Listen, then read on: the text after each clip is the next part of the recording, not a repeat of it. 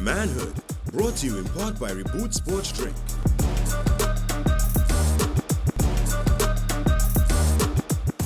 So welcome to another conversation here on Manhood. Today's topic is aggression in our DNA? And that's as it pertains to males. Of course, we're here on Manhood. So I'm going to get straight into it. To my right, Johanse IODK, Behavior Change Consultant or Specialist. To his right, we're really happy to have him, short in his travels here today, and only his second Caribbean destination and his first time here in Trinidad and Tobago. We have Emir Shamshu, also known and more popularly known as Black Man the Traveler. And to his right, the one and only Ken Simmons, media personality, top host for all the reggae artists them, and a man of a lot of experiences. I'm really glad that each of you have taken the time to be here, because we always say that we're not speaking on behalf of all men, but we are few men speaking to all men, which is really important for us to put out there, so that there's no backlash of, that's not what I believe. We're trying our best here to discuss all topics and to get a really in-depth understanding and do as deep a dive as we can, especially with the science behind Johanse and in his experiences, to have a better understanding of why we behave the way that we do. And one of the big things that are coming out as a result of one of the reasons why Manhood even started in the first place, as we speak about domestic violence, is aggression in our DNA. We see chest bumps, we see the way that we interact, we see when we go into certain areas with the community where they say, even the women say it, if you don't beat me, you don't love me. Where it becomes almost a survival of the fittest. There are all of these things that are coming out, and as much as even a fist bump is still a form of, from fisticuffs and boxing. All these are things that, does it originate from being, in a Neanderthal state where we are hunters? What, is aggression part of who we are? I would start by saying, I don't particularly think men are aggressive, right? When I'm looking for it from a male point of view, I don't feel aggression from a fist bump, even from a chest bump, although that's real old school. I don't know any men who still chest bump. I was wondering, chest bump? Who chest bump in 2024? Right, but it was a thing. It was a thing.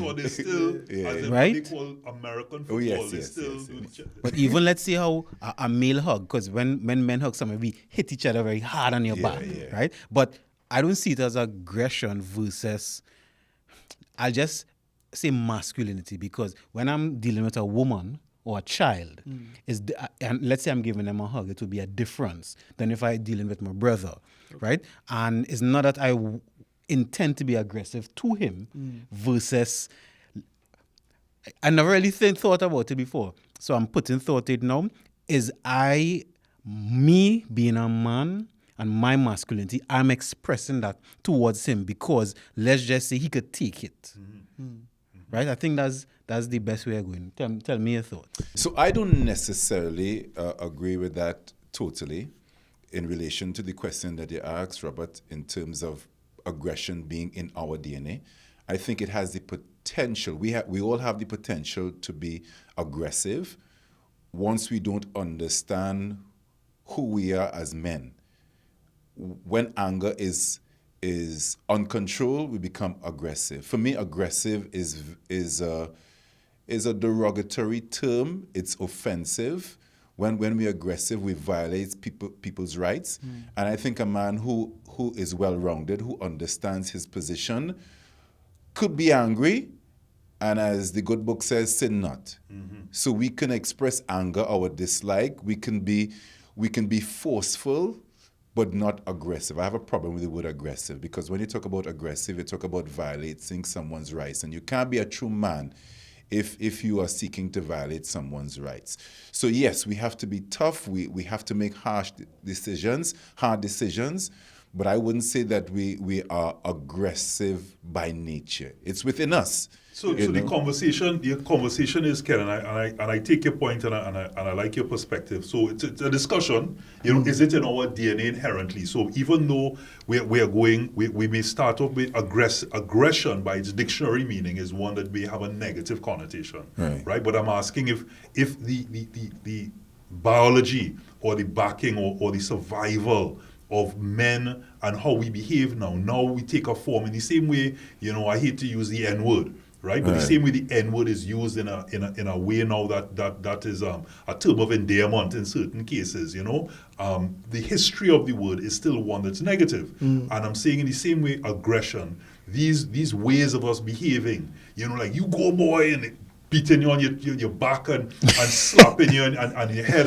and you see all these forms when someone does a good dunk or the more aggressive that surrounding, or especially if someone scores a goal, things like that, it's a form of love, it's a form of camaraderie but it is still aggressive in the way that it has to be hardcore. Men are supposed to be hardcore. We can't be crybabies. Not to say that men not to say that men cannot cry, obviously. A true man is able to express all his emotions. But I would not view it or term it as aggression, that we are built that way. In my personal I don't okay, this is just my opinion. I don't think men are built to be, aggressive. But I think in general, as you were saying, Robert, when you might meet your brother in the street, hey, what's going on? We physically they might slap you on the wrist, they might slap your back. So I think it's just different perspectives when it comes to, being aggressive. I don't think it's built in our DNA. But I think also it will come with lack of education, because there's a way to behave as a man. There's a way to treat a fellow brother. There's a way to treat a fellow sister. So I think I think it might come to lack of education of how you was brought up, the way you move, the way you think, the people that surround you, your surroundings. Because yes, in this day and age, in 2024, we can be aggressive by the way we speak, maybe by the way we act, by the way we move.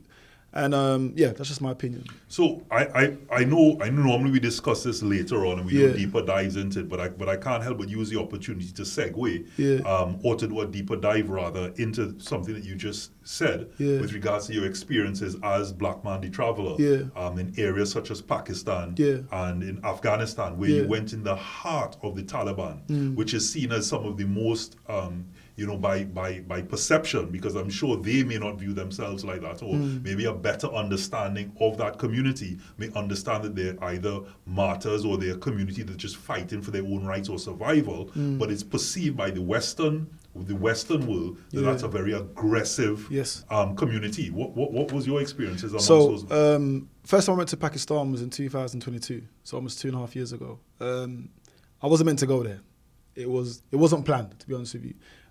So basically, I just got married, long distance relationship. Even now, it's a bit complicated. But so I went there, and my friend said to me, "Listen, you got to go to Pakistan." And I'm like, "What am I doing there? Not being rude. Like, I'm a black man going to Pakistan. It just doesn't make sense." So he's like, "Listen, go to Pakistan and just go there, film, and share your experience as a black man." So I thought, okay, you know what? Let me type black people in Pakistan. Nothing came up. Apart from one video, there's actually black Pakistanis that live in Pakistan, and they originally come from East Africa during the slave trade. So I thought, okay, you know what? Maybe I can connect and resonate with that. So I went there, booked a one-way flight, got there, and it was the most awkward trip I had in my life. I was the only black person on the flight. Everyone just stared at me. As soon as I landed, it was just like everyone just looking at me like I'm an alien, like I'm a football star. But the inception I had of Pakistan was it's aggressive, it's dangerous, terrorism, it's not safe for a Western foreigner. But as soon as I landed, and the love of hospitality that they gave me, it was crazy. It was crazy. But walking in the streets in Pakistan, I felt safe. Some moments could be a bit dangerous, a bit skeptical, because obviously there's certain situations that happened. But as a black man going to that country, I think it was one of the best decisions that I made, because at the same time, I educated myself and I educated the people watching the video. So I showed people my experience going as a black man. Afghanistan's a different kettle of fish. So you told yourself at that point it's one of the best decisions you ever made. One of the made. best decisions. And then you decided then to say, okay, well, let me try my luck here and make probably another decision that might work out in the same way, and let me go to Afghanistan. Yeah. Okay. Now that was a crazy situation. Yeah. Now, Afghanistan, 90% of people are genuine. You do get the 10% that are going to be aggressive. They're going to be physically aggressive towards you. They might pull you by the arm. They might push you, because they live a different type of, lifestyle over there. So I went there with the same mentality as well. Let me go there, experience it as a black man. Now, I was scared. I'll be honest with you. As a man, I was scared because Afghanistan has got a lot. Did you go there scared, or is it that when you reached there that your experience wasn't the same as in Pakistan, that you're now scared because of certain things that have happened? I went there with a scared mentality, only because I went there, the Taliban took over the country. So I went there in a moment where it's the Taliban took over the country, there's no Western governments over there. So if you go there, your embassy is not going to help you. Anything happens to me, I'm in very big trouble. And at the same time, it's the Taliban we're talking about. These are the people that fought the Americans for 20 years, the Russians for 20 years. So they've had 40 years of war. And there's not been no peace and stability. So me as a black man, 6'2" black man, piercing, weird Bantu knots, they're thinking, what's this guy doing there? So as soon as I landed, it was very scary.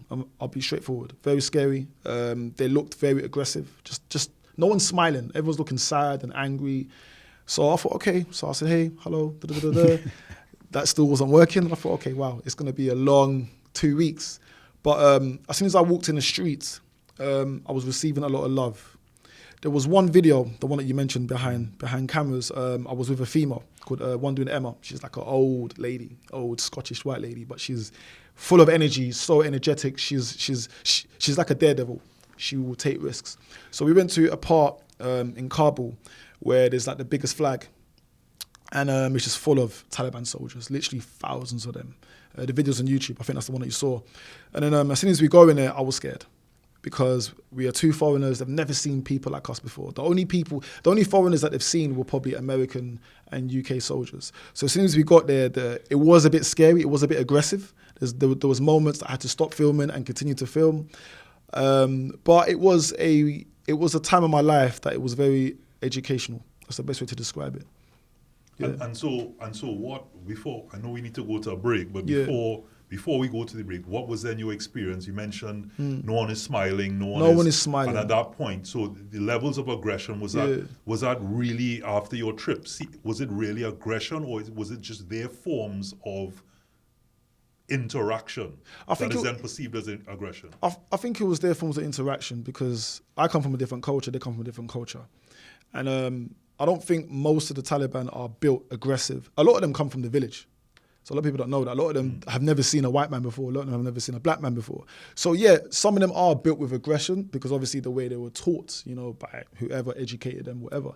But the majority of the Taliban are not going to be aggressive towards you unless you do something wrong towards them. That's when the aggressiveness will come out.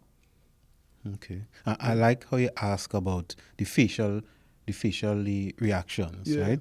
Because sometimes because somebody's face is serious. Yes. No, let me not even say serious. Because they're not smiling, it is perceived as aggressive. I agree. And most men, I would say, when we're not smiling, we may not look friendly according to somebody's paradigm. So, and the thing is, men and women are obviously built differently. I agree. And depending on the culture you're from, because I think Trinidad is a more down-to-earth, smiling, kind of happy-go-lucky culture.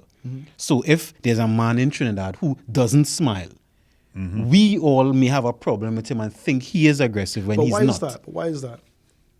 That in itself is a question that we could take to the break. Right. Okay. And Trinidad, we have this saying to answer part of your question. So why you can't answer the question?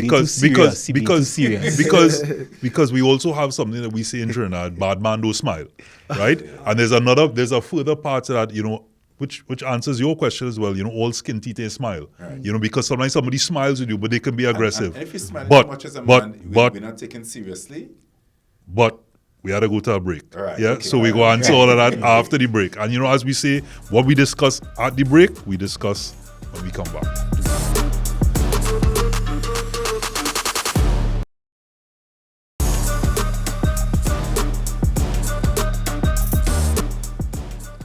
Welcome back to Manhood. And I'm ensuring not to smile because I want to be serious. He says with a smile. We can't take it serious. He says with a smile. Yeah? He's smiling. Good, yeah. As we discussing, is anger, is aggression within our DNA as men. And before the break, we were discussing Ken in terms of too much smiling. Because first, if a man don't smile, he could be considered too serious. If a man smiles too much, he might be taken seriously. Yeah. So how do we decide exactly how much we should smile? No, well, you have to take into consideration the environment, what is taking place. Generally, your countenance supposed to be welcoming, even though that you are unaware of it. It speaks a lot about what is going on internally if you look at somebody when they're not even recognizing that somebody is looking at them.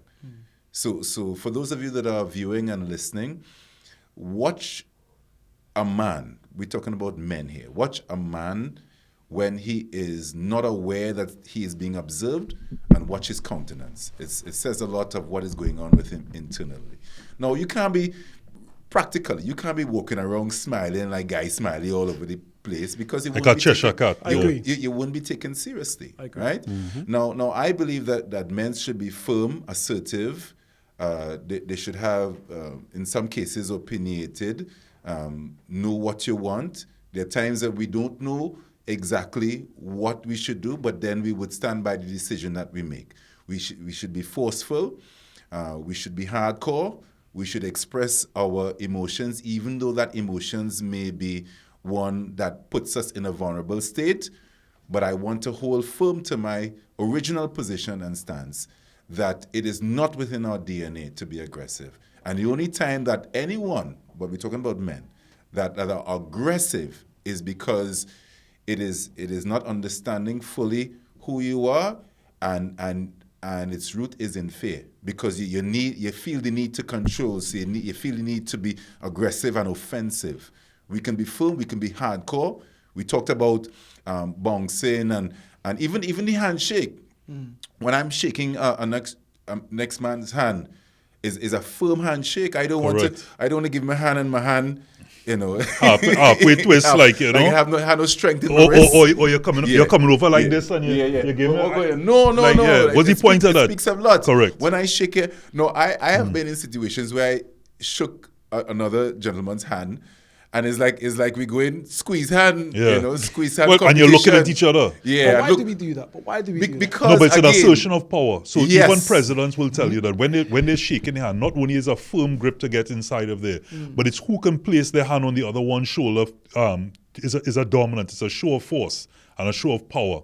Do you think we have to do that?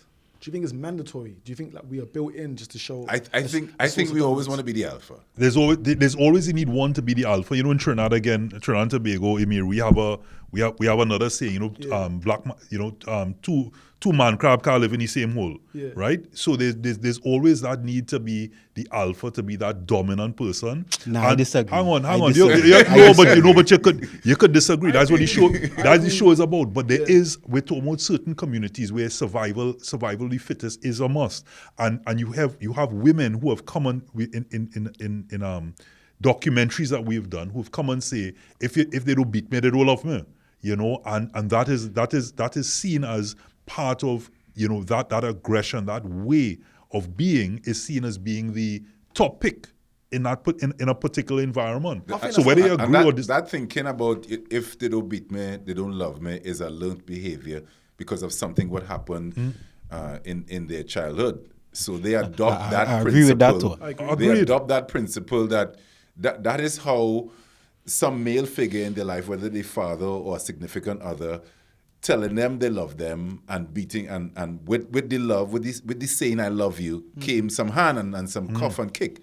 So I don't. No, but it goes even further, Ken. It's not just the thinking. It's also that you, as a man, could get cheated on or left as a result of not exhibiting certain learned behaviors or not, and we're certainly not condoning. We're not condoning it in any particular. But again, it might be something. I have an explanation for that, and then I'll see what I was disagreeing with. Is that some women, and we go in some, not all, and based on how they grew up too, and most times it is born out of some kind of trauma, is the attention. So if the man doesn't get angry enough, it means that he probably don't love me. He don't want to give me that amount of attention. Is that coming from a woman's perspective? Yes. Okay. Yes, and I say it's born out of trauma because, I mean, I can't see how that will be healthy, that if a man don't beat me, abuse me, then it doesn't mean he loves me. But I've had situations, I've had clients also, women who experience trauma, and sometimes they know cognitively, you say, I really don't want to be abused, but somehow if I don't get that from him, that aggression, it don't feel like he really loves me, or he would take the time to give me that amount of attention. But then that's living in fear, really and truly. You know what I mean? Because I don't think a man should be able to like beat his woman and show dominance and show that, listen, I'm in power. Not. That's aggressive. Of course. But then I think it all comes down to the state of mind. If the relationship is healthy, is it healthy? If it's not healthy, you know what I mean? Because I don't think men should have the power to be aggressive towards another guy, to be aggressive towards a female. And the way you find a lot of males, I wouldn't say men, a lot of males are aggressive towards their significant other. I agree. Is because of you trying to establish your manhood or your masculinity. You trying to figure out yourself, so you feel the need to hurt, to violate somebody else. It's insecurities. So certain levels of insecurities. So whether it's woman, whether you violating someone by taking what does not belong to you. A lot of young men who are aggressive, and we want to know what is taking place. It is rooted on not knowing thyself. It's also can based on education. Yes. Education levels as well, because what you find is in certain areas where someone says you're disrespecting me, if you have a conversation, say you're using highfalutin words, like you use a word like idiosyncratic or quasi-moronic, or you're using these different types of words. Sometimes simplicity is the best form of communication. People who may not understand, may feel not understand what you're really trying to tell them, and may take offense by it, and then as a result of that, react in an aggressive way. And further to that, because I still want to find out what is it you disagree on. Right. I also want to say that we are going, a lot of people, a lot of men, and I want to hear from Emir and Black Man the Traveler with regards to that. We're going wrong with anger. Everybody's just angry about something, whether it be in your car. It just seems like we're just, 2 seconds away from somebody tripping off with regards to whether you're physically abusive, whether you're verbally abusive, whether you're mentally thinking something against someone, that we're just walking around with all of this pent-up anger. And I want to come back to, when I say is aggression in our DNA, doesn't necessarily mean that we're going down a road of it being all negative, because some of the best athletes in the world have levels of aggression that they tap into that make them superior in what they do. That's not a negative in terms of their mindset and the way that they do things. So we can't, it's like the word compromise sometimes. The word is always used as, that's a negative sometimes. But what is the dictionary meaning? What do we mean entirely by aggression? That's a good point, because I think sometimes with aggression, the word aggression, and because it's humans we're dealing with, there's some sort of perception, because the dictionary meaning of the word aggression has the intent to hurt. So even athletes, when they tap into that quote-unquote aggression, it may not be aggression, it may be assertion. And Ken, you alluded to it. A man must be, what you were saying, a man must be assertive. And that is what I agree with. I remember doing a workshop for a company on communication, and we used the cell phone as an example. So the cell phone has silent, right? It has mid-level, and then it has loud. And so silent is passive, mid-level is assertive, and the loudest is aggressive. And if someone is aggressive, being over the top, or with the intent to hurt, then that is where the issue is. But if you are sure of what you want, so let's use an athlete, no matter what the odds, I am going to succeed on this. I am pulling everything that I have and surpass the barriers. That's not necessarily aggression, that's assertion. And that's what I was saying, what I disagree with, because Ken and Robert, you were saying that when a man shakes hand and puts the power into it, that it's to assert to be an alpha. And I was saying, it may not be that. It's more like, for me, is a sign of respect. Okay. Because I see you as a man that I respect in whatever field you are in. Even if it's, let's say, you're in a field, let's use IT, right? IT doesn't need any physical aggression, but I respect you as top of your field in IT. I will give you assertive handshake because I respect you. It's not necessarily that I'm trying to assert any dominance over you. So again, we are not saying in all instances. It wouldn't be in all. It's not in all instances, but there are certainly other instances where you're shaking hands and it is a, hey, you know, No, it's a manly thing to do. It's Correct. that you're So aggression by the dictionary meaning, because we need to make sure that we're putting that out there. There is no two sides to the same coin. It's one meaning, which is feelings of anger or antipathy resulting in hostile or violent behavior, readiness to attack or confront. So there's only one meaning to it. But again, as a result of, as we progress, we you know, using maybe the adjective, etc., like an aggressive or verb, it comes down to it can be a positive, as we say with regard the to only way that I will subscribe aggressive with me is something intangible towards my goal, towards a definite goal. I'm pursuing it. I know what I want. aggressively. Right, aggressively towards that, but without violating the rights of other people. Correct. So if you're Right. using it like in a training, so you say, hey, I'm going to attack those weights aggressively, or I'm going to be aggressive with that. It's a good thing. And we as men think that aggressive. Sometimes when we seek to be calm and still, do you know the most powerful position as a man is to express a level of calmness, especially when the storm is raging. Restraint, yeah. That shows true strength. And we believe that being aggressive and having a strong hand on something that we will make the wheels turn, but sometimes it does the opposite. So we as men have to know the difference. So that is why I reiterate my point that it is not within our DNA. So Ken, point taken, because I know you want you know. So to everybody, we are not saying it's a discussion. Right. Is aggression in our DNA? So I think I mean, there's still no proven science. This is just our opinion that it is not in our DNA. It still doesn't mean that there aren't.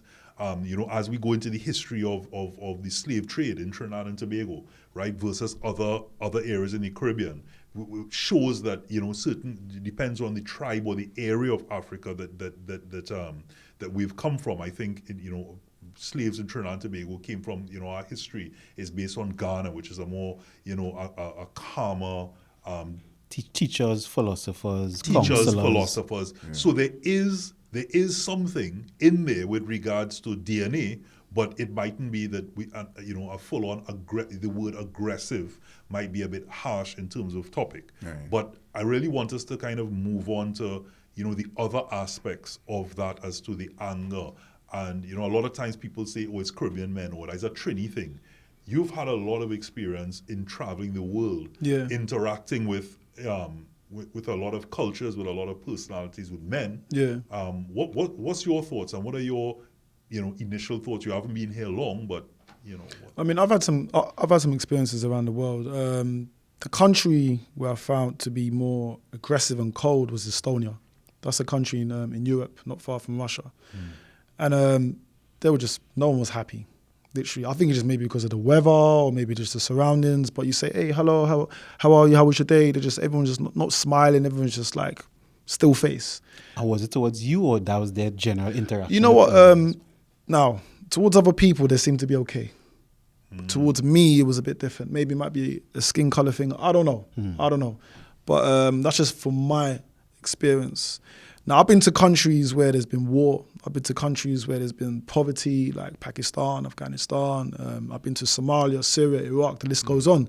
So I've been to countries where a lot of people are going to be aggressive and angry, but that is just due to the circumstances that they're in because of, maybe war or whatever, X, Y, and Z. But it doesn't make every single person's going to be aggressive or every single person's going to be angry. But I think it's just dependent on the person's experience. So your friends, or you've done a lot of collabs, or you've interacted with Christopher Hughes, also known as Christmas. You don't follow the same path that he does in terms of what he looks into when he goes to countries from a journalistic perspective. You're more from a travel perspective. Correct. But the interactions you've had with him in certain countries, do you share some of his viewpoints? Me and Chris, we met 2 years ago in Pakistan. So that was the first time I ever met him. And Chris is a character. That's the best way to describe him. So we had experience in Pakistan. Chris did have a bit of aggressive experience before in Pakistan. But obviously, I think that's just due to a language barrier and how he was communicating with the Pakistani people. Now, we make two different types of content. Chris goes it's more journalistic type of content. He goes deeper inside the roots. You know, he finds the untold stories. I'm more of I do something similar, but it's a bit more people's person type of content. I want to connect with the people. And I want to show people that, okay, Trinidad and Tobago might have a bad murder rate, might have a high crime rate, but I'm not there to highlight that. The reason why is because that's just negative. Yes, it's there. I understand it's there. But I want to connect with the people. If I can connect with the people and I can show people, listen, come to Trinidad and Tobago. Yes, it might be dangerous. Yes, it might have a high crime rate, but it doesn't mean that everyone is part of that journey. The areas of Trinidad that are dangerous. Correct. Right? They're aspects. And that's what we're trying to communicate. That, you know, in every country, there's an area that's going to have, I agree. You know, some Crime. Crime and so on. And Trinidad and Tobago at the moment is pretty high up on the scale. But there are aspects. You were recently at Stinkandati. Yeah. You know, and there's a beautiful side to this country as well. I was in Stinkandati. I went to St. Paul Street. I was in Beetham. I've seen different aspects of Trinidad and Tobago. I was in Tobago as well. I went to the beach over there. I went to Maracas. So I've highlighted different parts of Trinidad and Tobago. Now, to be honest with you, Beetham was very rough, Beetham Gardens. Due to, obviously, I did have a lot of aggression over there because obviously people weren't happy to see me. Maybe people weren't camera friendly or whatever. But it doesn't mean that I felt unsafe. Because you're here. I'm still here. You're right. Okay. Yeah. So it has me thinking, is it that we are subject or at the mercy of our environment in relation to being aggressive? Is it has a lot to do with our environment? Is it possible that we can not be aggressive if we in a hostile environment? So based on what you're just saying, right? I know we have to go to the break, but based on what you're saying, is it that because of the culture and the upbringing, it has a lot to do with, or is it kind of can you be in a hostile environment and not be aggressive in the context of the meaning that you shared? Is it possible to exhibit patience and benevolence and all these other good things, and even if you're in a hostile environment, or is it that it is necessary to be that way to survive in those type of environments? And that Emir, that Ken, that Johanse, we'll discuss after this break.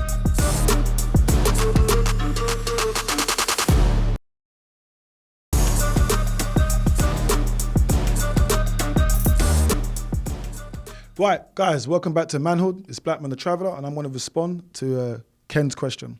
I think environment does play a part, why men will be aggressive. Because if you're surrounded by negativity, if you're surrounded by, people being hostile towards you, you are gradually going to tend to be aggressive. Okay, so there is no way getting around that, Johan said. Do you think yes. You could get around it because it depends on what you're rewarded for. Okay. Let me give you an example. I grew up in Belmont, and I mean, Belmont was way different then than it is now. Yeah. But I wasn't rewarded for doing the things that were around me. So when people were on the block, right, I mean, that's what I saw. So even when I attempted to, right, I would get licks. Yeah. Right? I remember one time. I could see that. I was tired. I was coming home. I was tired. I was actually tired. I said, okay, I almost home, but let me sit down. I remember sitting on the block. And I remember, I can't remember if it was a slipper or something, came from my house, from my grandmother, for me to get up from there. Right? So I wasn't rewarded for it. So let's go with a hostile environment. If, depending on what household you're from or organization, if you're not rewarded for that, then you wouldn't be part of the environment. But if you are, and that's why a lot of times people in gangs adapt to the culture because you are rewarded for it. So if you have the gun, if you shoot someone, etc., you're rewarded for it. So environment has a part to play, Yeah. but it doesn't necessarily shape you exactly unless you're rewarded for it. Well, I'm happy that two different answers, two different perspectives. So therein lies part of the solution to deal with the problematic youth that we're facing. So obviously, if we see young men in areas that are prone to crime and violence, we can safely say, well, it's a matter of survival of the fittest. They're doing what they need to do to show face and to survive. I agree. You can't blame them. I agree. So sometimes we sit in our lofted positions and we look down and we condemn because we've never walked in their shoes. Correct. So that is the first thing. So if we understand that, so that they are a product of their environment, now we understand that you really need a strong will, bad mind as they say, to shield yourself against a toxic environment, right? Some of them have not developed that strong will because all they know is that toxic environment. So now, as Johanse says, we have to now show them that there is a better way and you will be rewarded in a better way. But the thing is that the reward comes with time. The reward comes with sacrifice. And they have been learnt by the environment that we need to get it now. You need to get the money now. You need to have it now. So out of the answers, we can able now kind of chart the way forward in relation to dealing with aggressive young men. Now we're dealing with men here, right? Yeah. Just as you just made a point there with regards to needing it now. Now there two things in terms of in a regular environment, in terms of the environments that we would know for the most part, our lives and lifestyles, and not we're not too much just levels of class, like those who have a lot of money, middle class and so on, but just a general understanding of, we like to quote with Maslow's theory, just a general, I have shelter, you have certain levels of safety, you can go in the fridge and buy, and there's food there, and there's a certain amount of comfort or community around you, right? So within there, that you have an understanding of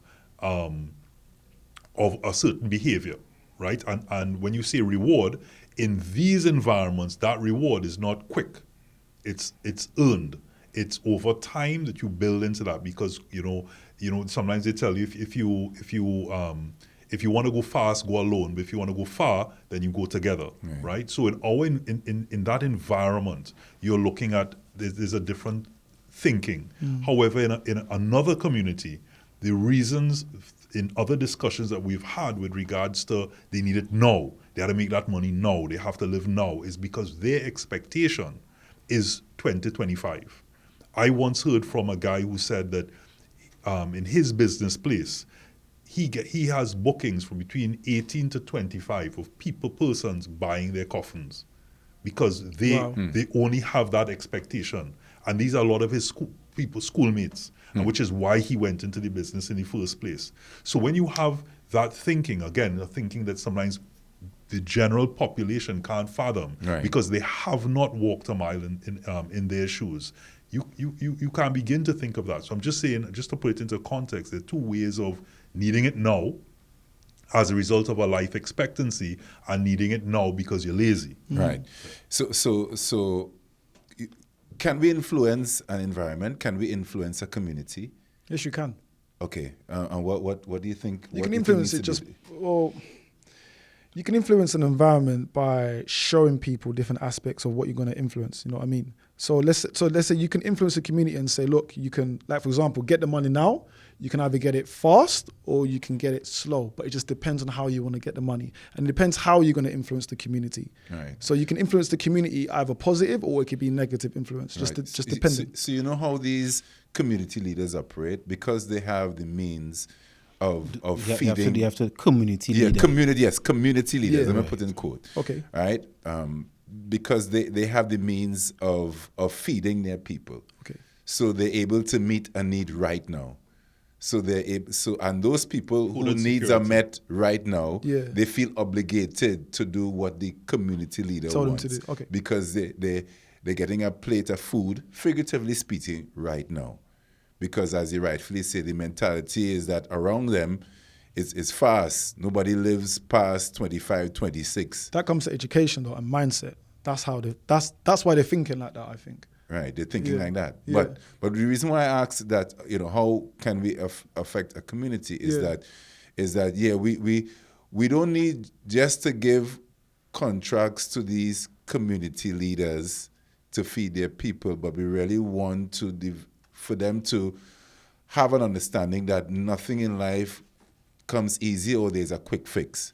So I think it will take time to do so, but we need to know what to do and then the will to do it for those who has the means and the power to do such. So one thing I wanted to ask Emir, and Johan said I want you to still, because we mentioned earlier that everyone seems to be going around angry. And I want your take on that as to probably the why. Some people say it's in the food, it's in the TV that we're watching. The food, in the No, TV, it have research the TV, to prove the that. TV that we're watching. Right, okay. But before Johan answers that, Emir, on this show, what we tend to like to ask people, because in the same way we say we are not speaking on behalf of all men, we are few men speaking to all men. Yeah. We also have different understandings of what it takes to be a man, or what to you, what is a man. So if you don't mind, What is a man? What is a man? From my opinion, what is a man? A man is someone that has to have some sort of alpha dominance.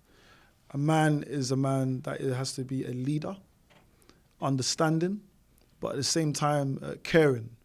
And a man needs to have some sort of intelligence as well. That's how I describe a man from my perspective. But a man doesn't always have to be rude. Doesn't always have to be passive aggressive, because there's okay, when you look at a man, there's different ways to describe a man. You've got a different opinion, you've got a different opinion, you've got a different opinion. Everyone's entitled to their own opinion, but there is no specific way to describe a man. But that's just my way. Okay. Yeah, and that's what we wanted. We wanted, because each man that comes on manhood, we are all individuals. Of course. Right? And even though we discussing and sometimes we come to a common ground, we still have differences of opinion. Yes. And one definition I remember that we concluded in being a man is being able to adapt to his environment. So what I need to be a man in Trinidad could be completely different to being in West or East Africa, different to being in Afghanistan, Pakistan, etc., etc. So we are okay with you having a difference of opinion, because from your context, that's what being a man supposed to be. I agree. Right? And Robert, you wanted to ask him a question. With regards to clarification why on- we're going around angry. Right. So And the I'll science say behind I'll that. say one with the environment, and I know you're closing time, so I could start some of that. Is it in our DNA to be aggressive? I would say no, right? And because there's the argument always between nature and nurture, but we at least the research show is a combination of both. Because no matter what your DNA disposition is, your environment could help change that. And of course, depending on how strong you are, you could help change your environment also, right? So that's one. Two is, research-wise, when men suppress their emotions, it is usually expressed as anger, right? When women suppress their emotions, is sometimes expressed as crying, sadness, etc., according to the research. And I agree with it, because anger generally is a secondary emotion. Most of us don't feel anger first. We feel something that we don't want to feel, and then we replace it with anger. So let's just say somebody hit you a hard lash, a hard slap, and in front of everyone, the first feeling might be embarrassment. But you don't want to feel embarrassed, Then the anger comes so you replace it with anger.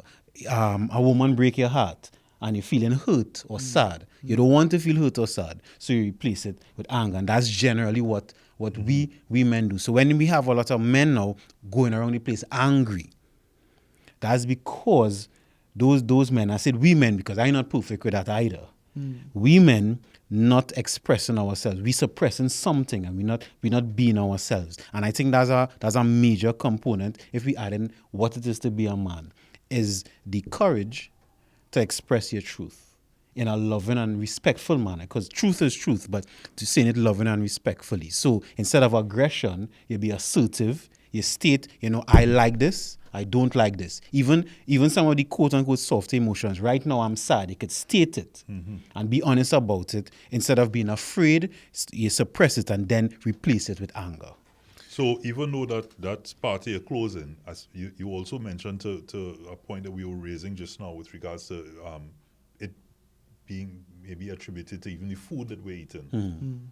And you were saying that there's actual right, science. Yes. So I remember, was when I was studying in the States. There was research to show wherever there's a concentration of fast food outlets, right? That's the various fast food, fried chicken, etc.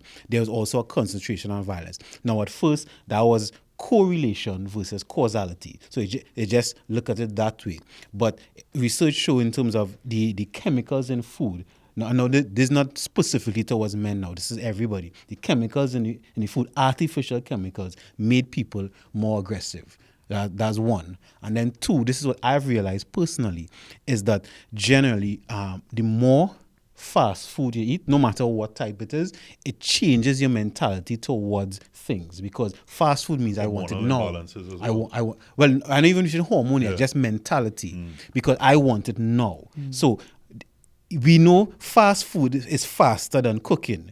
But since you get so accustomed to fast food, you want the fast food even faster than fast food. So now you become impatient and you train yourself to become impatient. So now you become more aggressive. Thoughts? Interesting. Yeah. Interesting. No, you said something there that had me thinking. Even though that as men, we should try not to suppress our true emotions, there are situations where it's not the time and place to express how we feel. And that is not an egotistic statement, but it's wisdom. Let me just draw an example. If I'm in an environment where, we're doing business and something was said or done that breaks my heart in that form, I can't why are you doing that? You know what I mean? well, that doesn't sound very massive. But let's say the same situation. Yeah. We in business, and I just get a message. My girlfriend break up with me. Yeah. My mom sick in the hospital. Something. You have to suck it up. You have to suck it up. Not necessarily. You could say gentlemen. But what he's saying here, he spoke about suppression of emotion. Right. So I would say gentlemen. Right. I know we in business right now, but maybe I can't continue because I just get some upsetting news. Maybe so that's still being. You're still expressing the emotion and being vulnerable, but you're doing it respectfully. I'm still doing it in a masculine manner. You're not crying like what can do there, but you say, gentlemen, are really not in the mind space. I just got some news, etc., etc. Guys, we are approaching closing, but and I want you to really give the closing thoughts on that. But if suppressing your emotion is your thought, then it's your thought. I have a different thought on the suppression of emotion, because what we determine as man and manly is different in different areas that you go, different environments, because you might have a partner who wants you to express, and sometimes suppressing emotion also leads to lack of communication. And lack of communication, then either party, unless you're clairvoyant, doesn't know what the other person wants, and then leads to distance. So there's a lot that which is a whole other episode or conversation. But if you can, in sharing what you've learned on this particular episode, and probably some words to the audience. Well, very, very quickly. We know that you don't agree with the aggression. Yeah, I know that. Right? I know that. It's just that, of course, most would know that I work on the radio.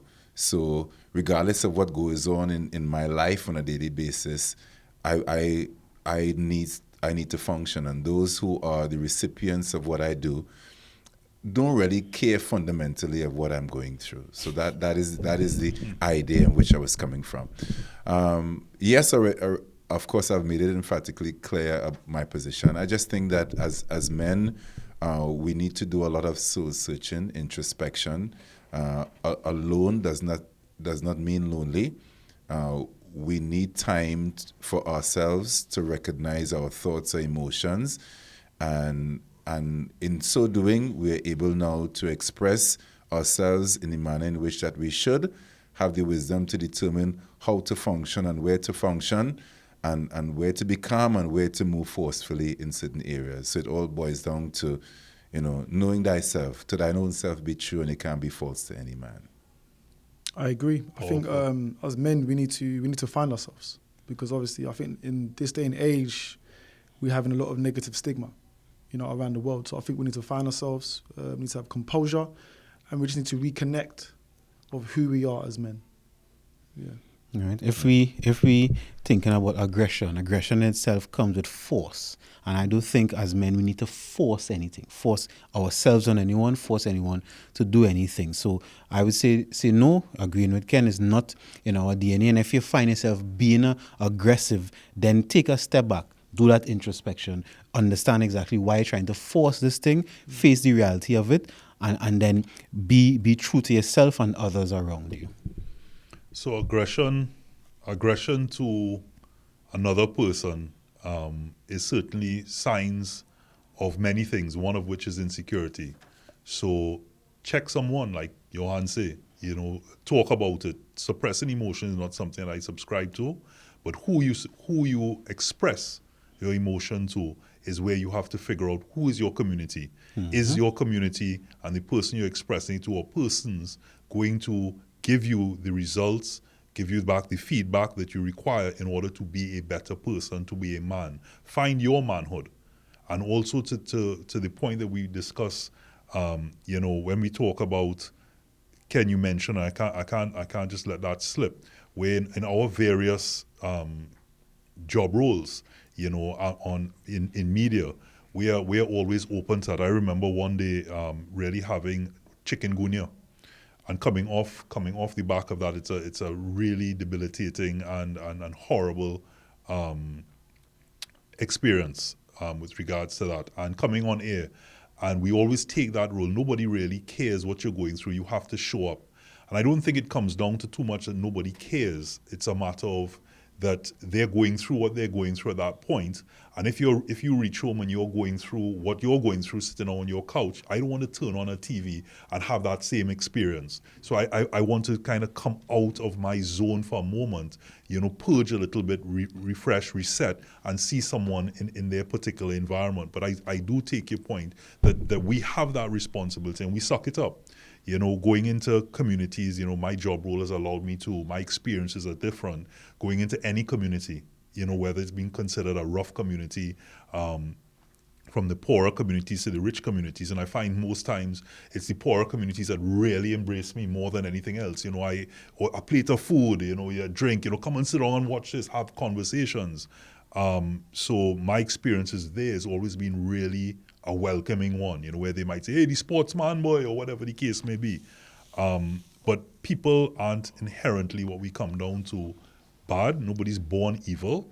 And aggression comes from somewhere. And I'm so glad that you touched on that point, Johan, so that we can do a lot of introspection. So whether it be in a big way, an aggressive way that leads to violence that really upsets a community, person,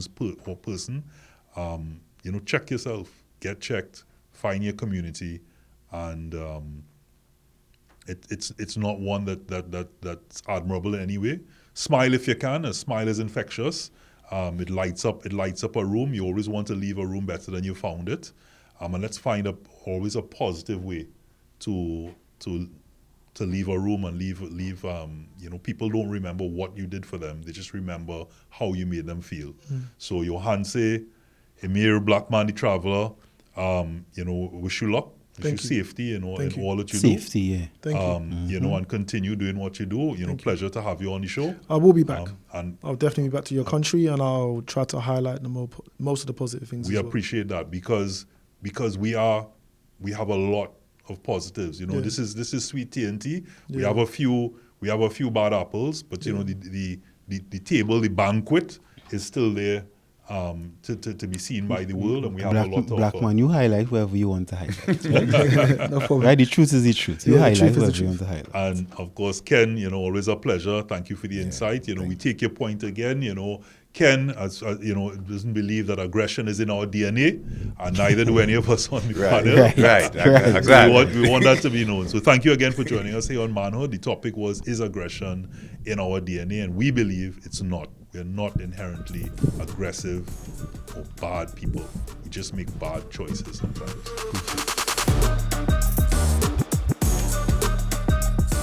Manhood, brought to you in part by Reboot Sports Drink.